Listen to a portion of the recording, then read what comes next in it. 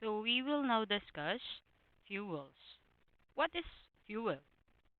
Fuel is a combustible substance which, on combustion, produces a large amount of heat which can be used for various domestic and industrial purposes, or it can be defined as a combustible substance that reacts with air, resulting to combustion, releasing heat that can convert to other form of energy to be used for transportation, domestic, and industrial purposes.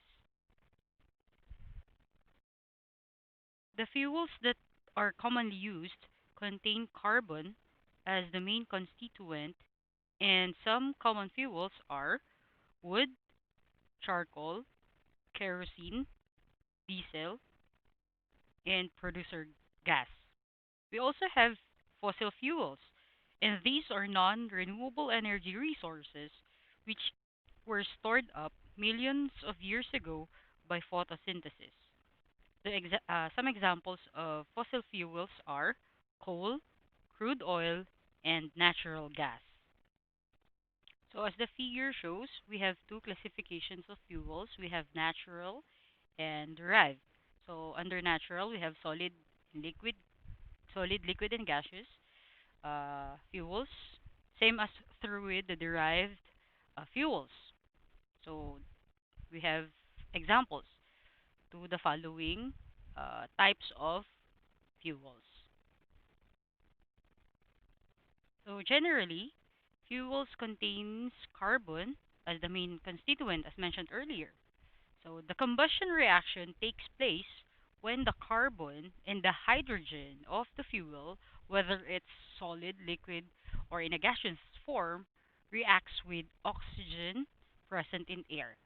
Okay, remember that. So combustion is a reaction that takes place when the carbon and the hydrogen reacts with oxygen present in air. So a complete combustion is observed when all combustible components of the fuel are converted. It means that all carbon is converted to carbon dioxide, all hydrogen is converted to water, all sulfur is converted to sulfur dioxide as shown below on illustration or the presentation. So we have here a combustion reaction. So it represents the organic fuels complete combustion. Okay, we have here C sub W H X O Y S Z. So this one represents the number of atoms of each element. For example, W is 2, H is 6, O is 3, S is Z, or Z is 5. So we just need to substitute those numbers to the following. For example, we have diesel, which is C12H23. So based on the equation, we just need to substitute. So yung C, yung 12 dito, it will serve as W. Yung 23, it will serve as X. So wala tayong Y and wala rin tayong Z. So substituting, yun na nga, 12, H23. So wala tayong Y, wala rin tayong S. And then here, so nilagyan natin yung W is to 12. Same same through with X, which is 23. Wala tayong Z, wala rin tayong Y. So that we that one will be the value of, or will serve as the value of, or the number of molecules of oxygen. So for this one, we have W12 CO2 plus X over 2, which is 23 over 2, water, and then sulfur dioxide. Wala tayong sulfur dioxide. So we have C12H23 plus 71 over 4 oxygen will yield to 12 molecules of carbon dioxide plus 23 over 2 or 11.5 water. So that is our combustion reaction for diesel. We also have to take note the units of heat that will be used in our discussion. We have calorie. It is the heat required raised the temperature to raise, okay, the temperature of 1 gram of water through 1 degree centigrade. So again, uh, ito yung amount of heat na kailangan para i-raise yung 1 gram of water to 1 uh, degree centigrade. For example, from 14.5 to 15.5 degrees Celsius, we need to have uh, 1 calorie.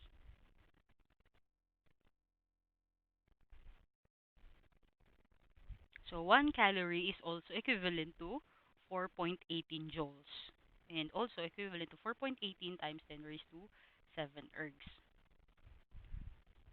So we also have kilocalorie. So basically 1 kilocalorie is equal to 1000 calories.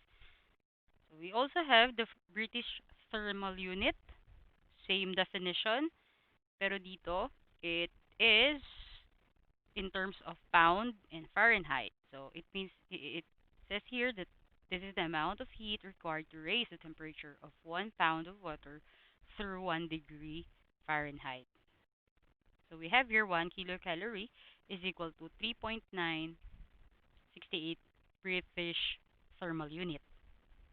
So we also have the last one, centigrade heat unit or CHU. Okay, so we have 1 kilocalorie is equal to 1000 calorie, and it is also equal to 3.968 BTU, and it is equal to 2.2 centigrade heat unit.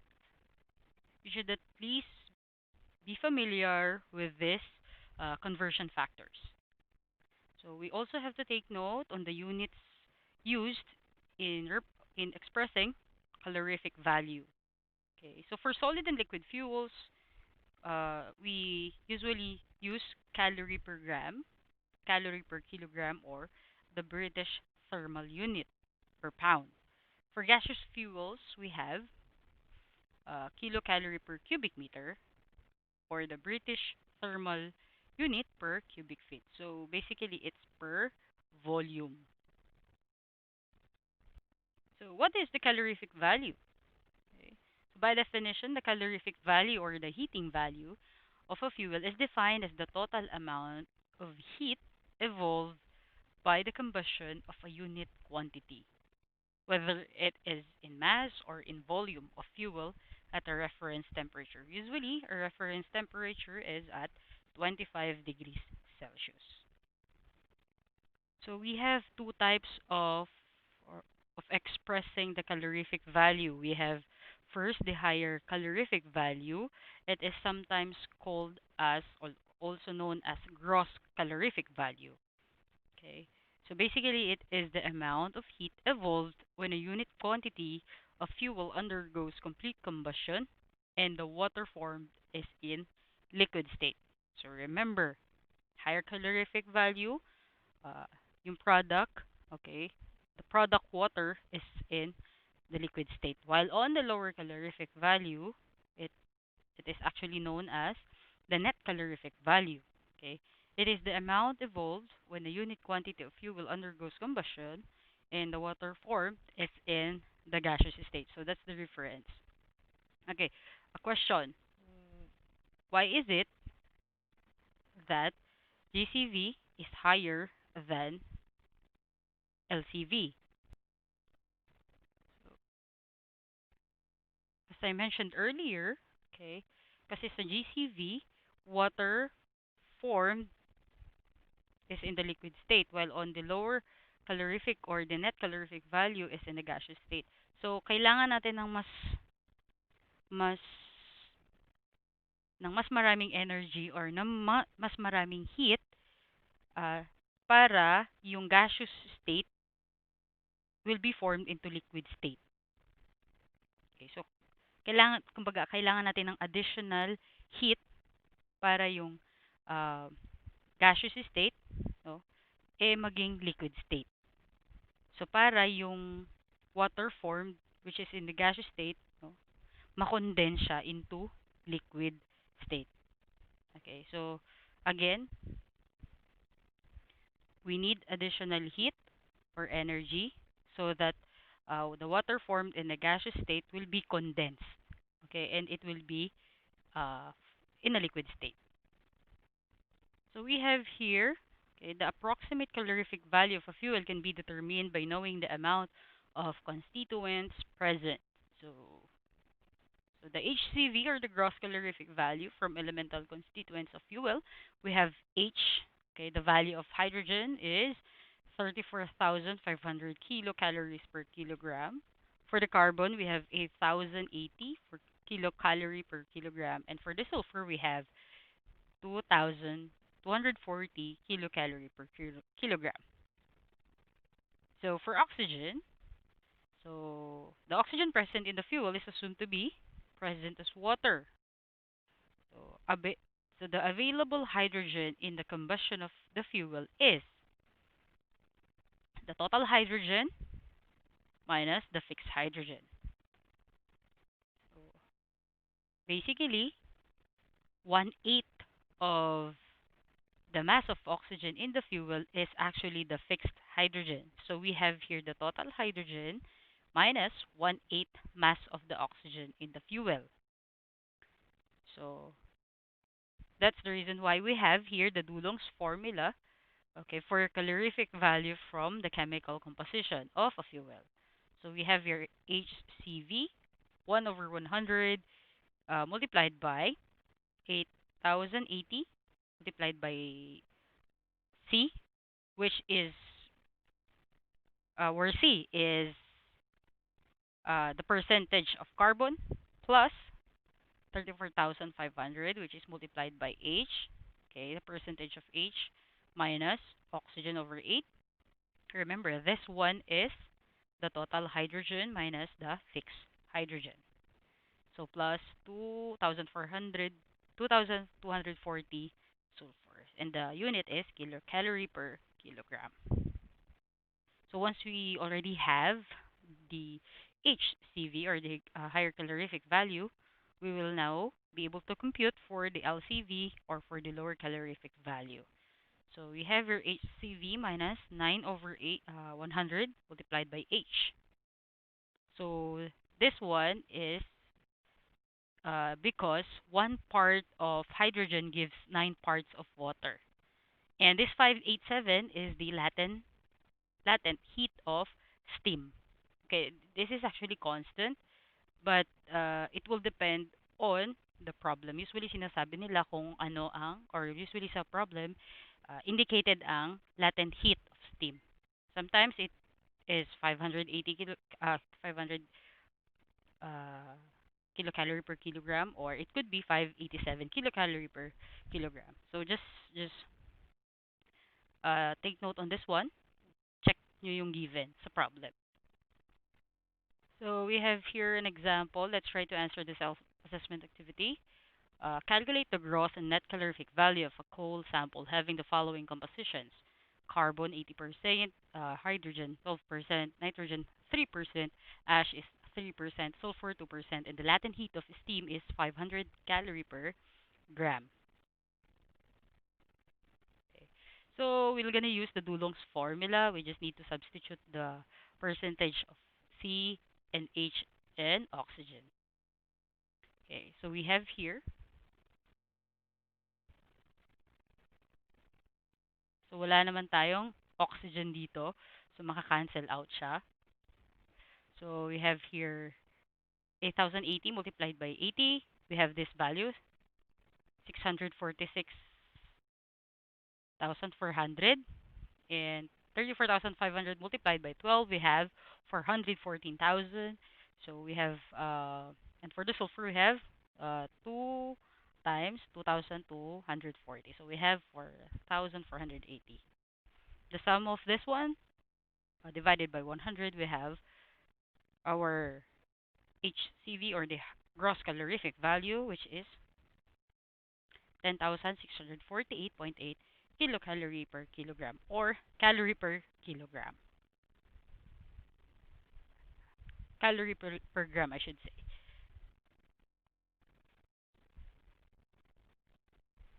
So we will now solve for the net calorific value or the lower calorific value. So based from our discussion earlier, we have LCV or NCV, no, lower or net calorific value. We have the HCV, okay, yung na-compute natin kanina, minus, na-simplified lang ito, naging 0.09 multiplied by H and multiplied by the latent heat of steam.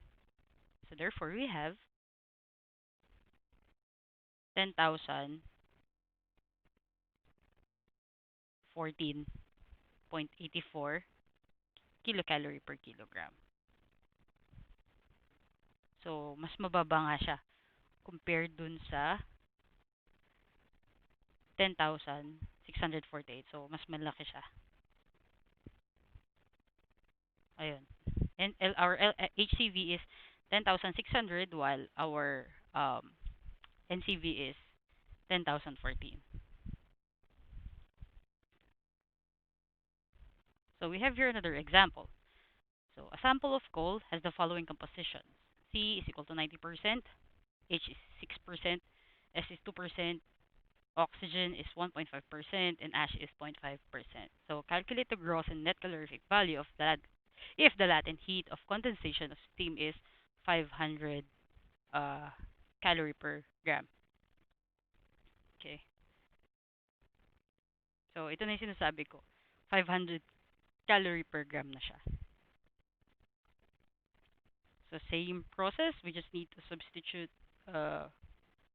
we just need to use the Dulong's formula and substitute the compositions, the percentages. So we have, so for our HCV, we have 9,322.11 kilocalorie per kilogram. So for our NCV or LCV, we have, so lambda, pwede siyang express as lambda, latent heat steam. So there, 6 is the percent H. So we have 9,008. So again, tama yung sagot natin kasi mas malaki yung HCV over NCV or LCV.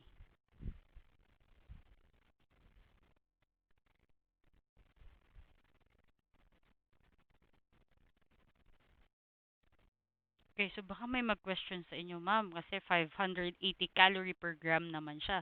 Bakit naging kilocalorie per kilogram? So pareho lang siya. Just need to convert, same, you will get the same value, 580, okay? But magiging kilocalorie per kilogram naman yung unit.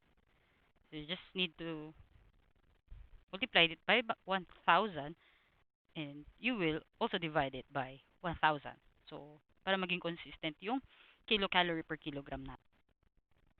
So, we may now move to calorimeter. So, calorimeter is actually used, or it is actually an apparatus or equipment used for the determination of calorific value. Okay, so we have here an example. We have here a bomb calorimeter. So it is actually used to determine the calorific value of solid fuel and the non-volatile liquid fuel.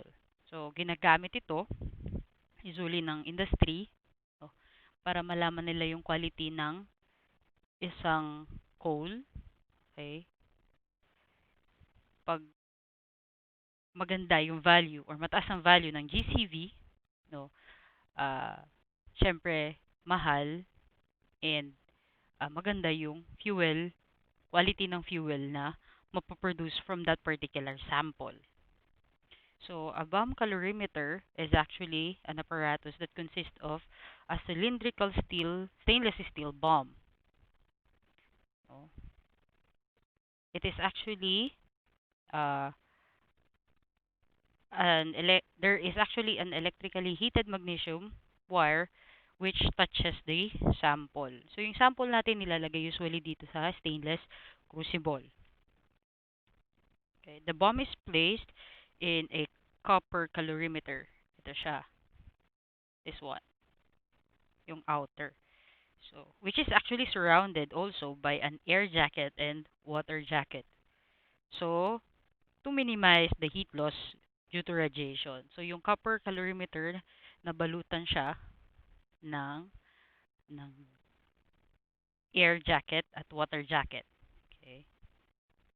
So, we have also an steerer and a Beckman's thermometer, which is attached that can accurately measure the temperature. No? So, once na nag-undergo siya ng combustion, ma-measure ni Beckman's thermometer yung temperature rise. Okay? So, ito yung oxygen valve. So, remember, yung combustion is uh, with the reaction of oxygen, which is present in the surroundings. So, a weighed mass of a fuel placed in the crucible is allowed to burn in oxygen by an electric spark across the electrode, and the heat liberated is measured by the principle of calorimetry. So, ito na nga. That's the reason why meron tayong battery na naka-attach. Okay. So, the calculations, no, yung formulas is actually uh, on your modules. No? So, you can just check the equations, working equations for the bomb calorimeter. So, we have here an example. So, a sample of a coal containing 89% carbon, 8% hydrogen, 3% ash. When tested in the laboratory for its calorific value in the bomb calorimeter, the following data were obtained. So, weight of the coal burned, 0.85 grams, weight of the water taken, 650 grams, water equivalent to bomb calorimeter of bomb calorimeter is 2,500 grams, rise in temperature 2.5 degrees Celsius, cooling correction is 0.03 degrees Celsius, the fuse wire correction is 10 calories, and acid correction is 50 calories. So assuming that the latent heat of condensation of steam is 580 calorie per gram, calculate the gross and the net calorific values of the coal in calorie per gram. So we have here the working equation. As you can see on your modules, we have HCV. So the uppercase W is actually the mass of water in the calorimeter plus small w, which is the water equivalent of calorimeter multiplied by the rise in temperature, okay, or the temperature difference plus the cooling correction minus the sum of the acid and the fuse correction divided by uh, our or divided by the mass of the fuel pellet or the sample. So we have here, we can now substitute. So the 2,500, which is the water equivalent, plus 650 water taken multiplied by the sum of the cooling temperature or cooling correction and the temperature difference. So minus the sum of the acid and fuse wire correction divided by 0.85. So we have our HCV is 9,305.3 kilocalorie per kilogram. So you might ask me, uh, it could also be expressed as 9,305.3 calories per gram. So you just need to multiply it by 1,000 to express it in calories, then divide it by 1,000 to express it in grams. So same lang naman siya, napalitan lang ng unit. 1,000 divided by 1,000. Just remember or take note on your conversion factors. So we already we're already calculated the HCV or the higher calorific value or the gross calorific value. We may now compute the net calorific value. So we have, remember, our NCV is HCV, calculated HCV minus 0.09 multiplied by the H, or H and the latent heat of steam. So we have, substituting, we have NCV is equal to 8,887.7 calorie per gram. So we have here another uh, apparatus or instrument, which is what we call the Voice Gas Calorimeter. So for this one, it is actually used for gaseous and volatile liquid fuel. Remember, it is for gaseous and volatile liquid fuels. Unlike dun sa bomb calorimeter, we use the bomb calorimeter for solid and liquid fuels. Okay?